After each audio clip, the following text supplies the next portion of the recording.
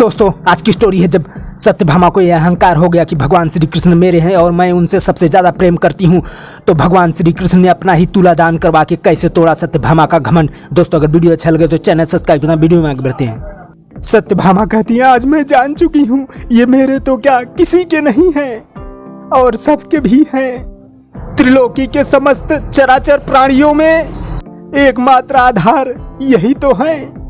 मैं तो इनकी कोटि कोटि भक्तों में से एक तुच्छ गुणहीन तुच्छ एक अहंकारी भक्त हूँ।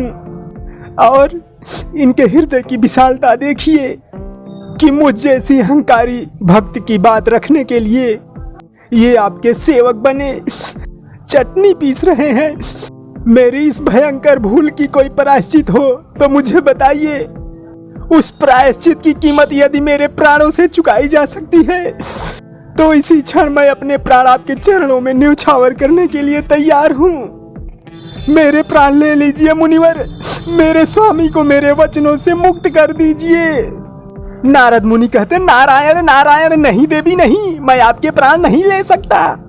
वो तो काल भगवान की संपत्ति है, इसीलिए प्राणों को अमूल्य कहा जाता है। हाँ, यदि प्रायश्चित के तौर पर इनके बदले में कोई कीमत चुकानी हो तो प्राणों जैसी अमूल्य वस्तु को छोड़कर कोई मूल्यवान वस्तु दे दो इनके बदले पर, हम इन्हें मुक्त कर देंगे। सत्यभामा कहती है सच? नारद मुनि कहते हाँ देवी, अपने पति के लिए इतनी गहरी भावना देखकर मेरा हृदय भी पिघल गया, सो मैंने इन्हें मुक्त करने का निश्चय कर लिया है। सो आप इनका कुछ तो मोल चुका दो। सत्यभामा कहती हैं कुछ क्या मुनिवर, इनके बदले में मैं तो आपको इतना दूंगी जितना आपको आज तक किसी ने ना दिया होगा। मेरे पास ऐसी ऐसी मणियां हैं, ऐसे ऐसे अमूल्य रत्न हैं कि आप समेटते समेटते थक जाएंगे, परंतु सोना खत्म नहीं होगा। नारद मुनि कहते हैं नारायण नारायण, मैं इतने धन का क्या करूंगा देवी? शास्त्र कहता है कि ब्राह्मण को लोभी नहीं होना चाहिए। मैं तो उतना ही लूंगा जितना शास्त्र में मर्यादा है। सत्यभामा कहती हैं शास्त्र में कितनी मर्यादा है?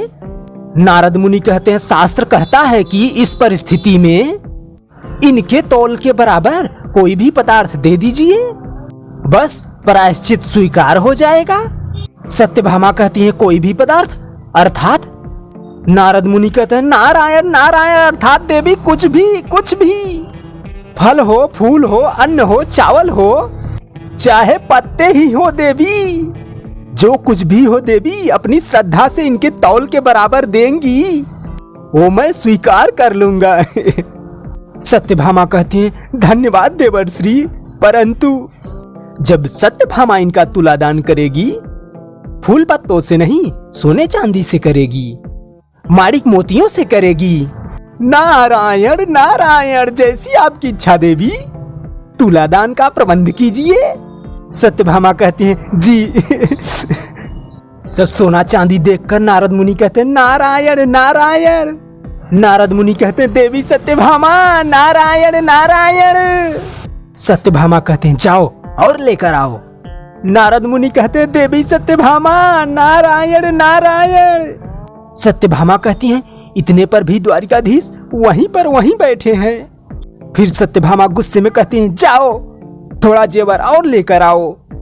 सब नौकरानियां कहती हैं यहाँ तो कुछ भी नहीं है, यहाँ भी कुछ नहीं है, सब खाली हो गया। फिर नौकरानियां कहती हैं सत्यभामा से महारानी वहाँ तो कुछ भी नहीं बचा।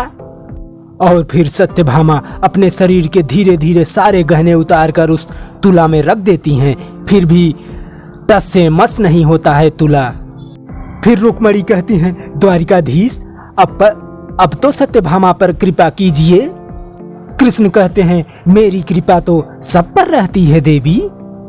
तो फिर सत्यभामा की इतनी कठिन परीक्षा आप क्यों ले रहे हैं? परीक्षा तो सबको देनी ही पड़ती है। सत्यभामा केवल मुझे स्वर्ण से तौलना चाहती है कि नारी के पास इन आभूषणों के अलावा और बहुत कुछ है। रुक्मणी कहती हैं वो क्या द्वारिकाधीश? नारी का मन, उसका समर्पण भाव, उसकी आत्मा। आभूषण तो केवल देह को सुंदर बनाते हैं देवी, मन को नहीं। रुक्मणी कहती हैं तो फिर सत्यभामा का मन भी सुंदर बनाइए ना।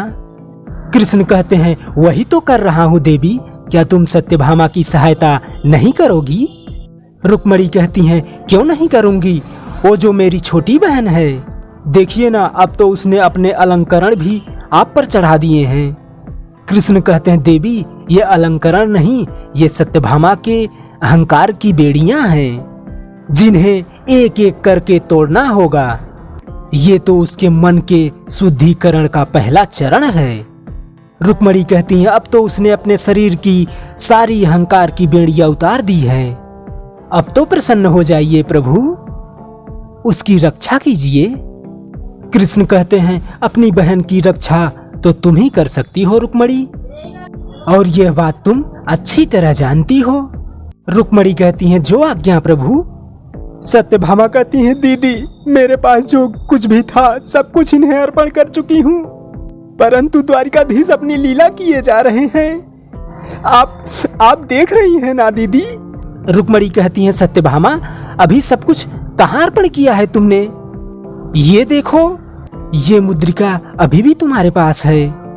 आभूषण तो देह की बाहरी आडंबर होती है पगली, इनके सहारे तुम श्री कृष्ण को तोलने चली थी, परंतु देख लिया ना इनका कौतुक। इन्हें अपने आत्मा के अनुराग से तौलो सत्यभामा, एक पत्नी की भावना से तौलो। हाँ ये सोने के आभूषण तुम्हारे अहंकार के प्रतीक थे, अच्छा किया उन्हें अर्पण कर दिया। अब एक भक्ति की भांति पुकारो, भक्ति और प्रेम से ये हार जाएंगे, धन और अहंकार की शक्ति से नहीं। लो ये अंतिम मुद्रिका पूरी श्रद्धा के साथ चढ़ा दो, और इसके साथ अपनी आत्मा भी चढ़ा दो इस तुला पर। निश्चय ही जीत तुम्हारी होगी सत्यभामा। धन का अहंकार छोड़ो, ये तो तुलसी के पत्ते से भी रीझ जाएंगे। ये लो। और फिर मुद्रिका और तुलसी का पत्ता रखते ही भगवान कृष्ण तुला से ऊपर हो जाते हैं। नारायण नारायण, लो प्रभु जितना पाठ आपने मुझे पढ़ाया था उतना नाटक मैंने पूरा कर दिया। तो दोस्तों अब तक का वीडियो आपको कैसा लगा, ठीक ठाक लगा हो तो भैया यार प्लीज चैनल सब्सक्राइब करना, वीडियो को लाइक शेयर भी करना। वीडियो देखने के लिए धन्यवाद, थैंक यू, जय हिंद।